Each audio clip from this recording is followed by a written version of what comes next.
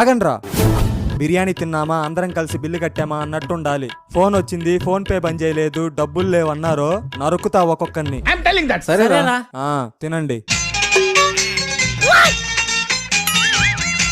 మామా వీడేంటారు మనల్ని బిల్లు కట్టమంటాడు? ఏమోరా నాకు వినపడదు.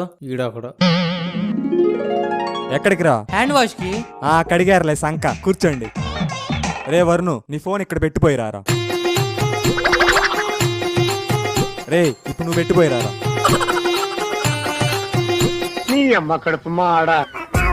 నువ్వేంటమ్మా ఊపుకుంటూ వెళ్తున్నా? ఏదో ఒకటి పెట్టిపో.